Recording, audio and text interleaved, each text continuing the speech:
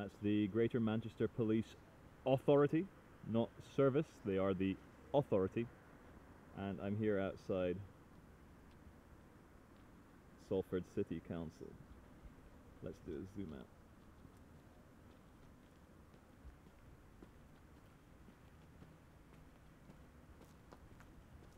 And turn the camera to me.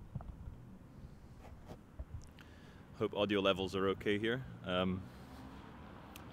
This is pretty much where I was, where the police and army detained me and deleted my files on the day, and then forced YouTube to take down the video. This is in contrast with the Debenhams corporate snatch squad.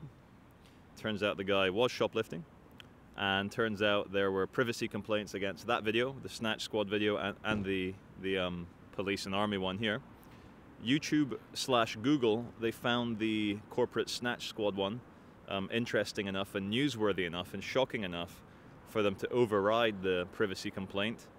But unfortunately, according to Google, a bunch of army veterans handing 3-year-old girls assault rifles wasn't newsworthy enough.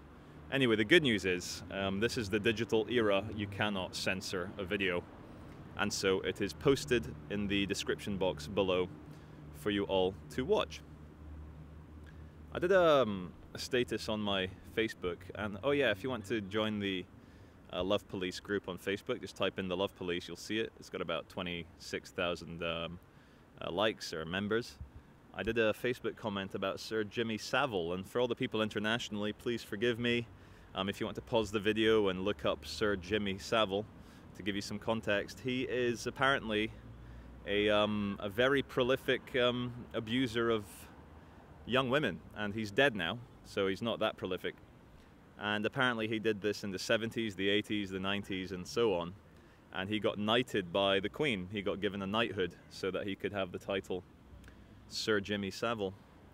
And it's very interesting now to see the incredible British witch hunt against this man. I'm not saying he's innocent, I'm not saying he's guilty, but what I am very clearly seeing is a spectacular, hysterical witch hunt in the British media. And apparently every man, dog, child, bicycle, inanimate object has been savagely abused by this Sir Jimmy Savile. He was doing multiple girls at a time, he was doing young boys as well, and he was bringing in the BBC to cover him up and other radio personalities. And apparently the story goes is that they tried to expose him and do a documentary about this before he died. But because, so the story goes, he was the elite's head child snatcher, that he was fully protected. Now, as I say, I'm not saying the man was innocent or guilty, but I am saying it's very easy to vilify and kick a man down when he's down, when he's dead. When someone's dead, they can't defend themselves. You could invent stories. You could be dressed in a Nazi uniform, raping children while slitting their throats as he blows his load inside their assholes. Whatever, the guy can't defend himself. He can't go to court. He can't have the force of justice. And anyway, before everyone gets too hysterical, and we saw a lot of hysteria on my Facebook status and people saying, oh my God, Charlie, wait till your son gets abused. And there's a lot of anger and a lot of rage and a lot of rustled jimmies. And to all the hysterical people, I just want to say that, guys, look, no subject is beyond satire. No subject is beyond discussion. And I am sorry, but you guys are buying the emotionally driven drivel that the British media is pumping out as witch hunt. And I've seen this before, and so have you guys. We saw this with Bernie Madoff, the banker to the bankers to the bankers, who was made a scapegoat, and he got 25 years or 100 years in jail, 5,000 years in jail, vilified as the most evil banker.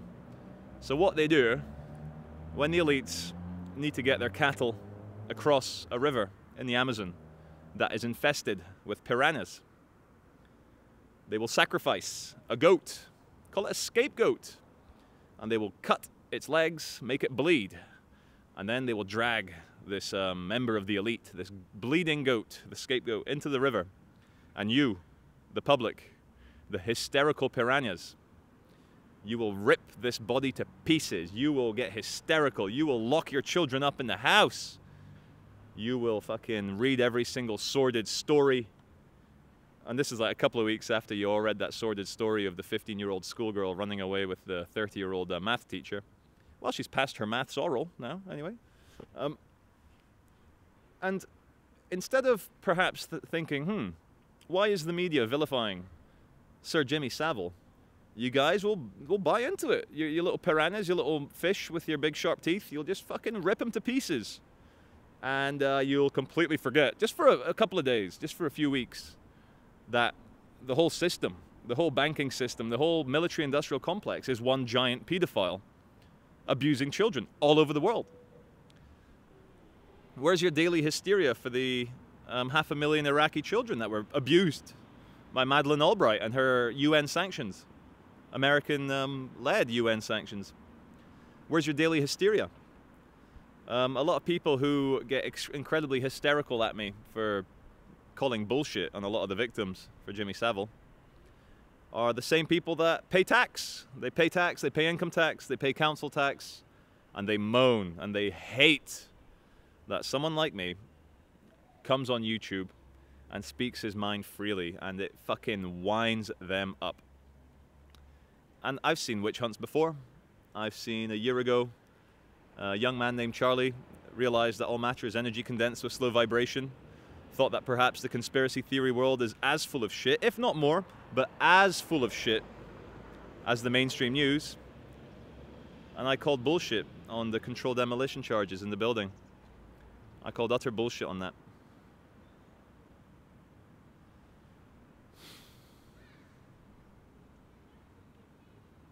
Sometimes, like, it's hard to know, like, whether there is an organized resistance. I mean, well, I'll say right now, there isn't. I'm trying to get this camera to point at me properly with the microphone. I mean, I hope the audio is okay. But I try and, let's walk around. Should we walk around? We're 7 minutes in, let's walk around. I'll show you some of this Salford City Council monstrosity. Oh, there goes my lens cap, one sec.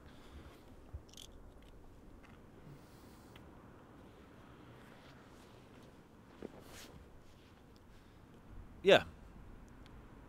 The best example of the British public turning into hyenas, or piranhas, or whichever carnivorous, savage animal metaphor you prefer. A good example of it was when Sir Freddie Mercury... No, sir, sorry. Start again. Freddie Mercury, the deceased singer, ex-singer of Queen, was, as we all know, a gay man. And he didn't hide the fact that he enjoyed multiple relations with multiple men. And his band was called Queen, which is a slang term for a gay guy. And the British public were okay with this, no problem, because, here's the thing, just like Sir Jimmy Savile, Queen, and Freddie Mercury gave the public what they wanted at the time, which is great distraction, great entertainment, great music. My God, Queen is one of the best bands I think that has ever happened.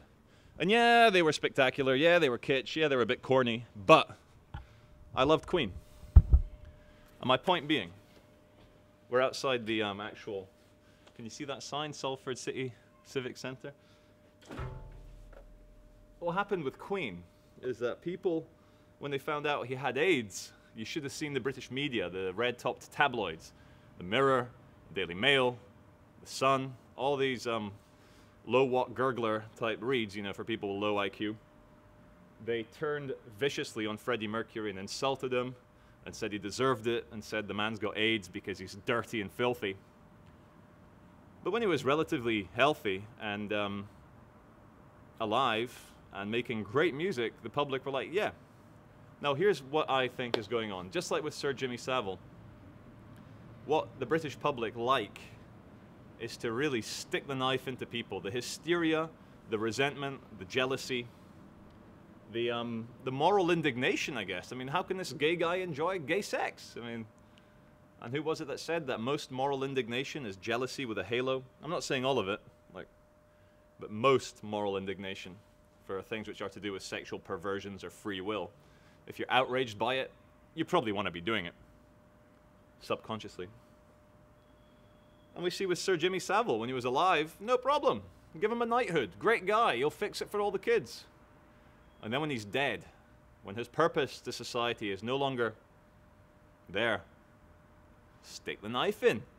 Get hysterical. And again, disclaimer, I'm not saying whether he abused those girls and boys. I'm just saying it's so easy to vilify and destroy a man when he's already dead. Just want to quickly touch upon one quick point. There's still a lot of hysteria about this Ian Tomlinson thing that I witnessed his death. There's 2 points. One, yes, he was riddled with tattoos. He had, from what I could count, from being there, I could see at least 8 tattoos. And me calls that a riddling. And if I do remember, because sometimes I just launch these videos without rewatching them, I'll try and post a video of Ian Tomlinson lying there with the tattoos. And the second point is, people are like, it's so funny, a lot of the haters are like, suddenly they become Sherlock Holmes and Dr. Watson rolled into one. They've figured it all out. They found my old LinkedIn profile. They found that I want to make films. I have a Star Now profile. Not thinking, whoa, we've exposed Charlie Veitch. He's not thought of this thing himself. Fucking idiots. Anyway, a lot of the hysteria is like, he's a liar, he lied. He says he saw Ian Tomlinson fall over by himself when he got hit by the policeman. And yeah, he did get hit by the policeman. I didn't see that. But I did see him stumble about 10 paces and then fall over dead. So there you have it, folks. Don't believe everything that I say, and certainly don't believe everything that the haters say. Speaking of hatred, speaking of rage, speaking of hypocrisy, we're all hypocrites. It's a matter of scale, I guess. You try and be, you know, the least of a hypocrite as you can. And I'll tell you one of my hypocrisies. I'm winding it up now, but the project, the Love Police. I mean, the Love Police, love and light, fantastic. Here I am preaching a message of love when I don't even feel it all day, every day. I'm fucking, probably don't feel it most of the time. When I look at humanity, there's not that much to love there. But I am filled with hope, and I am filled with hope for the good people. And has Henry David Thoreau, what was his name, the guy in America, the tax rebel who didn't want to support the war with Mexico, he said, well, when have the just and the brave ever been in the majority? Just want to talk about 2 resistance gurus. Gurus with their message. Millions of followers. Millions, billions. David Icke and Alex Jones.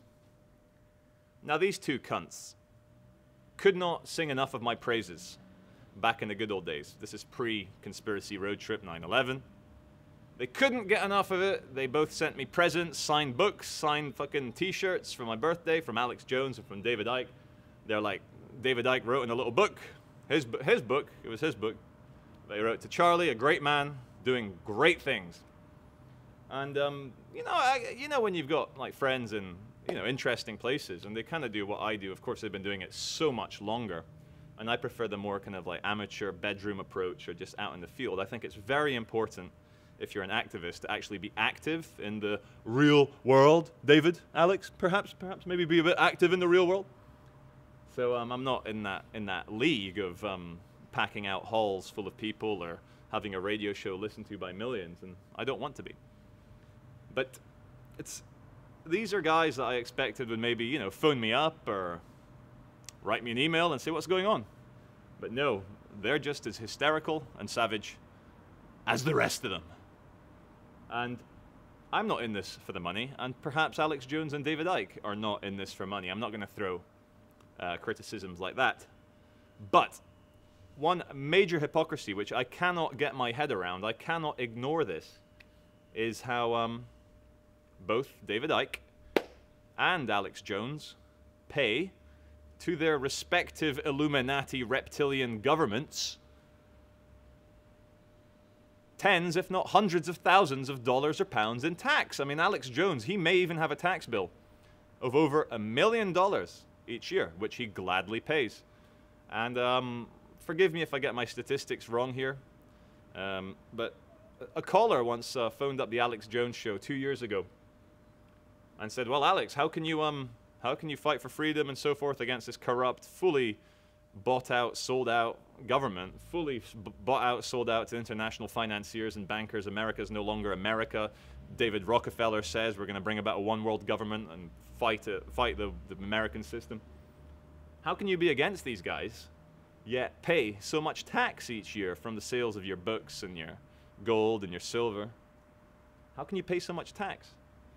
And Alex Jones, he goes, well, you got to know which battles to fight, and I can't fight the tax one. You'd think, this is just my opinion, I could be wrong. But when you're dealing with fascist, pedophile, invading, genocidal maniacs, the first place you should be visiting is to not give them any money, to not pay tax, to not support them in any way.